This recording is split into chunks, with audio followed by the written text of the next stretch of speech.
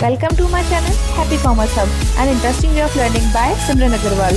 Clear your basics of commerce with me and also get updates about scholarship and news related to your examinations. To get latest updates, subscribe my channel and press the bell icon and stay updated with me. Hello बच्चा लोग, कैसे हैं आप सब लोग। I hope सब लोग बहुत अच्छे होंगे। देखो, अगर सब कुछ नॉर्मल चल रहा होता तो अब तक सब बच्चों के स्कूल से स्टार्ट हो जाते और बोर्ड एग्जामिनेशन की टेंशन टीचर्स फर्स्ट डे से आपको देना स्टार्ट कर देते। अरे इट्स योर 12th बोर्ड, ठीक है ना, अच्छे से फोकस करना है, तुम्हें पढ़ना है, स्ट्रेटजी बनानी है, अच्छे अच्छे मार्क्स लेकर आने हैं। गर्ल्स को मिनिमम गार्गी तो लेकर आनी ही है और बॉयज़ आपको क्या करना है, अच्छा कॉलेज चाहिए तो 90+, 85+ ये सब आपको लेकर आना है। पर अभी हम इन चीज़ों से थोड़ा सा क्या है, दूर हैं, लेकिन हमें अपनी स्टडी क्या है, कंटिन्यू रखनी है, क्योंकि स्कूल से स्टार्ट होंगे तो इस बार आपको पता है थोड़ा लेट स्टार्ट होंगे। तो वही बात है कि बर्डन आपके पास क्या आता, पहले जुलाई से आता तो थोड़ा बर्डन बढ़ जाता। अब अगर सितंबर या फिर अक्टूबर से स्कूल्स खुलते हैं तो आपके पर बर्डन ज़्यादा आएगा। तो जो हमारे पास मौका है, सब कुछ है, या आप यूट्यूब पे पढ़ सकते हो। इवन आप क्या कर रहे हो, आपको कोई हेडेक नहीं है, आपके मूड के अकॉर्डिंग आप पढ़ रहे हो कि ठीक है, यू आर फ्री, ठीक है, मुझे पढ़ना चाहिए, ठीक है। और इसके अलावा आपको एक जो आपका टीचर होता है उसके लेक्चर्स की बजाय आपको 2 से 3 टीचर्स आराम से यूट्यूब पे आप सर्च कर सकते हो, या फिर जो आपको बेस्ट टीचर लगता है उसको आप चूज़ कर सकते हो। तो आई थिंक ये बहुत अच्छा प्लेटफॉर्म है, ठीक है। और ये हमारा चैप्टर है, चैप्टर नंबर 1, उसका पार्ट नंबर 5, और यहाँ पर अपन फर्स्ट चैप्टर को फिनिश कर देंगे। आई होप जो 4 मैंने आपको पार्ट्स में चैप्टर 1 समझाया बहुत अच्छे से बच्चा आप लोगों को समझ में आया होगा। अगर नहीं आया है तो जैसा मैंने बताया कमेंट बॉक्स में बताओ, टेलीग्राम चैनल पर जुड़कर बताओ, बहुत जल्दी इंस्टाग्राम और व्हाट्सएप पे भी I will start my group, ठीक है। बट उसमें थोड़ा भी टाइम लगेगा, तब तक के लिए हम टेलीग्राम पर ही जुड़े रहेंगे, या फिर कमेंट बॉक्स तो आप लोगों के लिए ओपन है ही। तो स्टार्ट करते हैं हमारा last point of chapter number 1, प्रबंध का क्षेत्र। देखो, प्रबंध क्षेत्र से सिंपल सा मीनिंग है कि किन किन क्षेत्रों में प्रबंध का प्रयोग होता है, ठीक है। तो ये तो हमने जान लिया कि हर क्षेत्र में क्या होता है, प्रबंध का प्रयोग, ठीक है। और एक ही संस्था के अंतर्गत कितने काम है जो एक प्रबंध करता है, तो इन दोनों की स्टडी हम करेंगे प्रबंध क्षेत्र में। पहले हम यहाँ पर एक बुक के अकॉर्डिंग पढ़ेंगे, और फिर जो मैंने मेरे शॉर्ट नोट्स बनाए हैं उनका भी मैं आपको यहाँ पर प्रीव्यू दूंगी। देखो, प्रबंध का क्षेत्र बहुत व्यापक है, क्योंकि जहाँ पर मानव समूह क्या है, समूह के रूप में काम करता है, वहाँ पर प्रबंध की अवधारणा किसी न किसी रूप में विद्यमान रहती है, चाहे वह छोटा समूह हो या बड़ा, व्यवसाय हो या अन्य क्षेत्र में। हेनरी फ्योल के शब्दों में प्रबंध एक सार्वभौमिक विज्ञान है जो वाणिज्य, उद्योग, राजनीति, धर्म, युद्ध या जन कल्याण सभी पर समान रूप से लागू होता है। अर्थात जहाँ पर मानव समूह क्या कर रहे हैं, प्रयास द्वारा उद्देश्यों की पूर्ति कर रहे हैं, वहाँ पर प्रबंध अत्यंत आवश्यक है।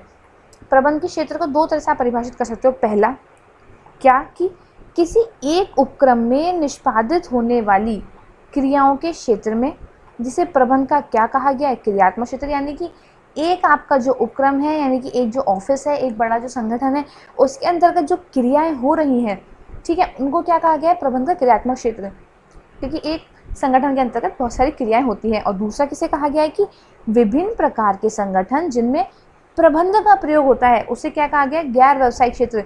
यानी व्यावसायिक क्षेत्र के अलावा वे सभी क्षेत्र जिनमें प्रबंध का प्रयोग हो रहा है वो क्या कहलाते हैं, प्रबंध के गैर व्यावसायिक क्षेत्र। और एक संस्था के अंतर्गत, एक उपक्रम के अंतर्गत जितने भी कार्य में क्या हो रहा है, क्रिया के क्षेत्र में प्रबंध का प्रयोग हो रहा है, उसे कहते हैं प्रबंध का क्रियात्मक क्षेत्र।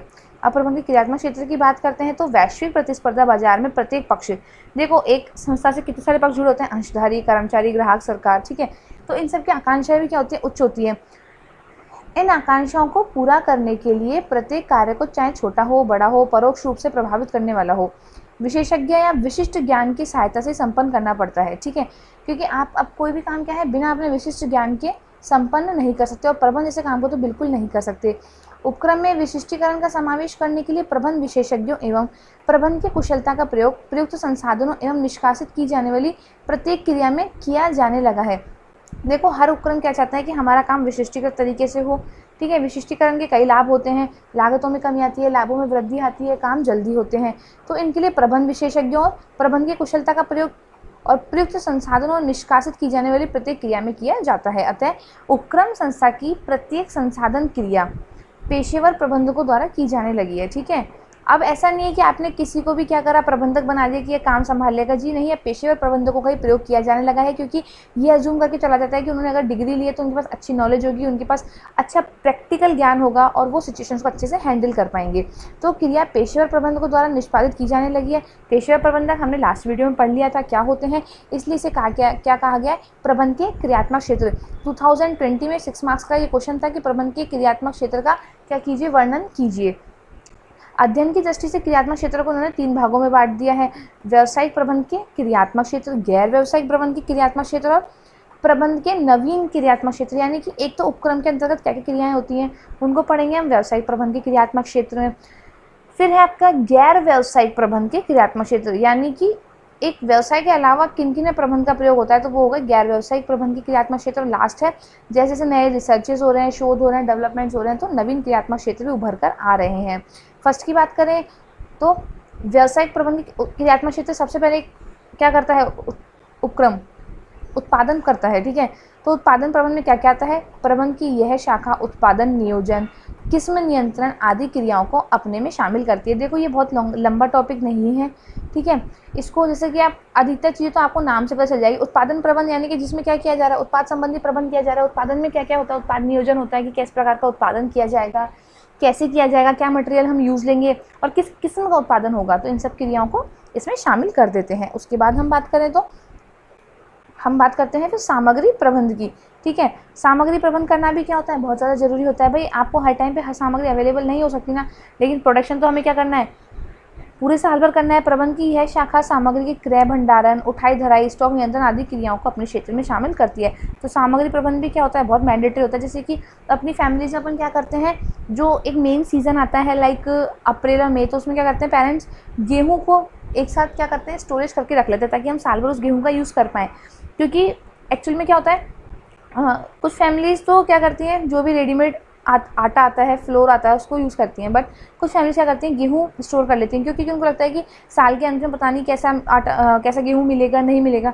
देखो मैंने ये एग्जांपल इसलिए लिया है एज, जैसा मैं हमेशा बताती हूँ कि मैं बीएसटी को बिल्कुल आप लोगों की प्रैक्टिकल नॉलेज की तरह लेके चलूँगी। अपने आसपास की चीज़ों से रिलेट करके चलोगे ना, उतने अच्छे से समझ में आएगा। इसलिए मैंने बताया कि सामग्री प्रबंध क्यों ज़रूरी होता है, ठीक है। वैसे ही आपने क्या करा, आपको पता है कि बरसात आने वाली है और कुछ जगहों पे क्या होता है कि ठीक है यार, अगर यहाँ पर तेज़ बरसात आएगी तो 2-3 दिन तक पानी नहीं उतरेगा, तो वहाँ के लोग क्या करते हैं, पहले थोड़ा सा सामान क्या करते हैं, स्टोर करके रख लेते हैं। जैसे कि अभी कोरोना हुआ था, लॉकडाउन हुआ था, तो कुछ लोगों को क्या हुआ, पहले से पता चल गया कि यार जैसे अदर कंट्रीज़ में लॉकडाउन है, ऐसे इंडिया में होने वाला है, तो उन्होंने क्या करा, 2-3 महीने का सामान पहले ही स्टोर कर लिया। क्यों कर लिया, क्योंकि देखो उनको फ़ायदा हुआ उस चीज़ से। लॉकडाउन हो गया, अब उनको अच्छी चीज़ें मिलना सडनली बंद हो गई, शॉप्स बंद हो गई, ठीक है। तो वैसे ही क्या होता है, सामग्री प्रबंध भी जरूरी होता है ताकि प्रोडक्शन में कंटिन्यूटी बनी रहे, किसी प्रकार की रुकावट ना हो।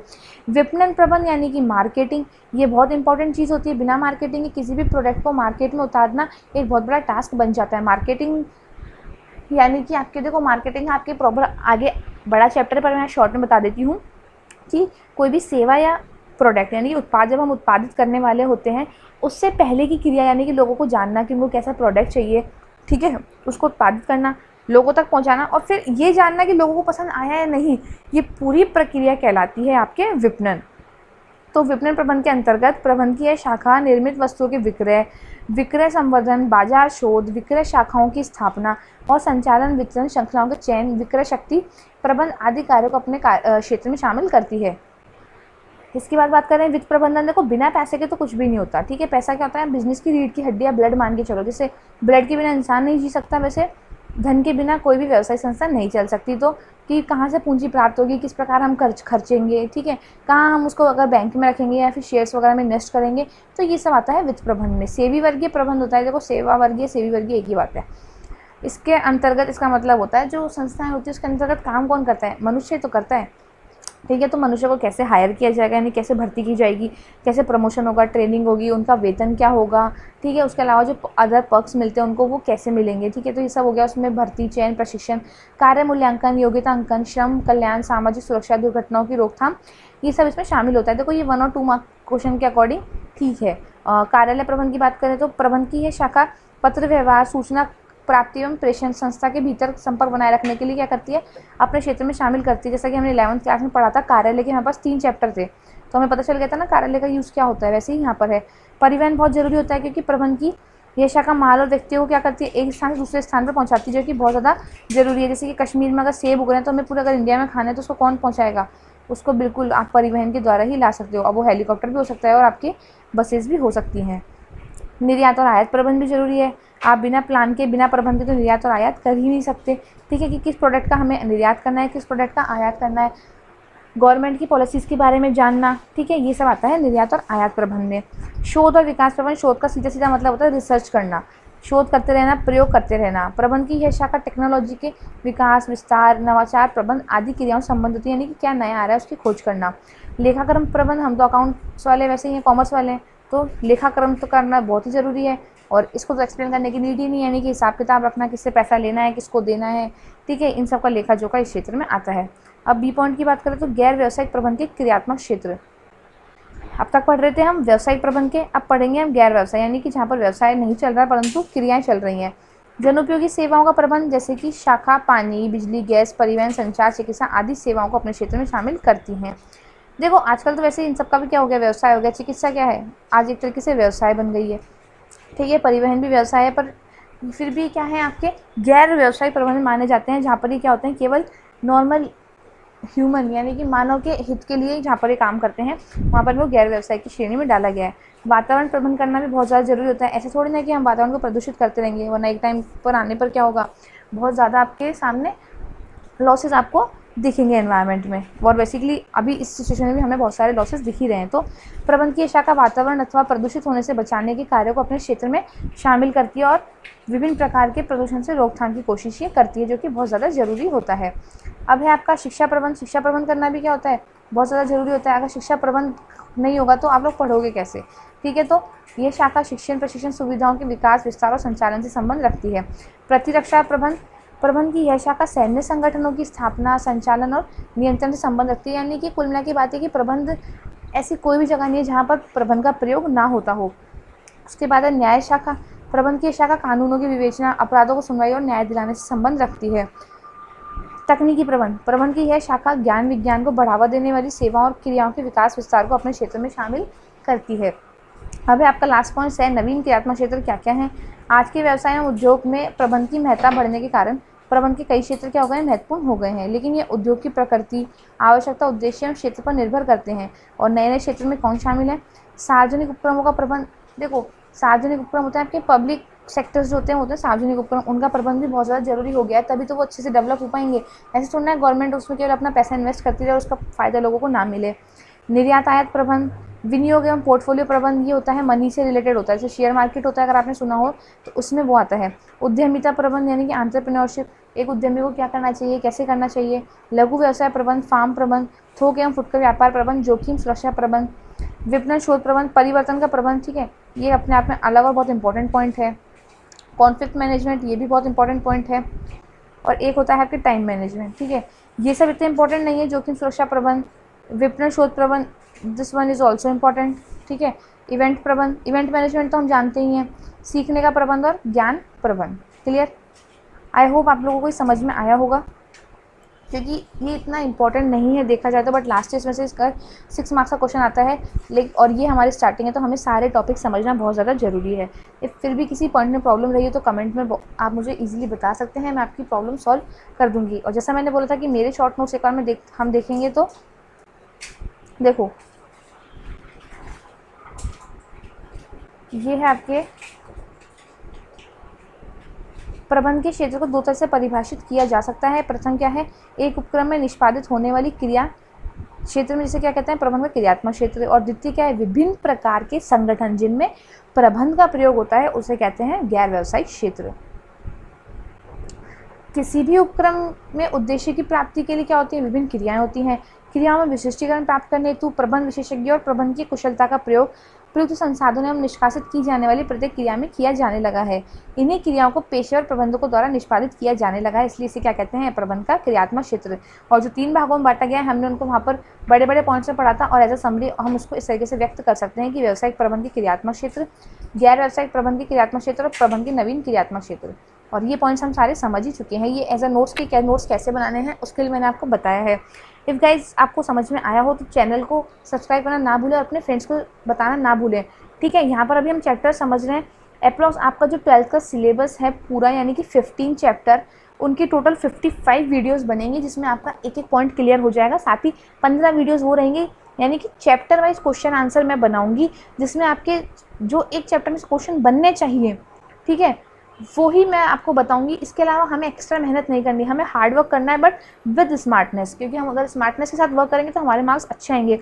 और बीएसटी ऐसा सब्जेक्ट है बच्चों में, अगर आपने साल में 2 से 3 बार इसको रिपीट कर लिया ना, ईजिली कोई भी स्टूडेंट 85 प्लस और 90 प्लस तो ईजिली लेकर आ सकता है।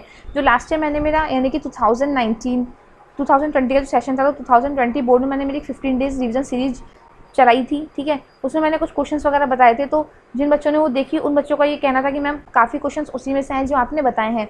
और एक टीचर के लिए इससे अच्छी बात कुछ नहीं हो सकती कि उसके स्टूडेंट्स के मार्क्स अच्छे आ रहे हैं और वो टीचर का उसमें अच्छा खासा रोल है और बच्चे इस बात को मान रहे हैं, ठीक है। आई होप सो आप लोगों को मेरी वीडियो का कंटेंट पसंद आया होगा, तो लाइक करना ना भूलें और अपने दोस्तों के साथ शेयर करना ना भूलें, क्योंकि यहाँ पर आपको आपके अकाउंट्स, इकोनॉमिक और बीएसटी 11, 12 प्लस अगर कोई भी अदर इन्फॉर्मेशन होती है लाइक न्यूज़, बोर्ड एग्जामिनेशन, ठीक है, उसके अलावा स्कॉलरशिप्स, और इवन आपको लगता है कि आपके करियर में आपको क्या करना चाहिए, तो मैंने सीए, बैंक वगैरह के लिए भी अलग अलग वीडियोस बना रखी हैं जो आपको प्लेलिस्ट में मिल जाएंगी, ठीक है। इसके साथ ही जो कॉलेज स्टूडेंट्स हैं उनके लिए भी हम जल्दी एक सीरीज स्टार्ट करने वाले हैं, लाइक बीकॉम, बीबीए, इन सब के टॉपिक्स को भी मैं यहाँ पर जल्दी ही कवर करूँगी। Good luck, all the best.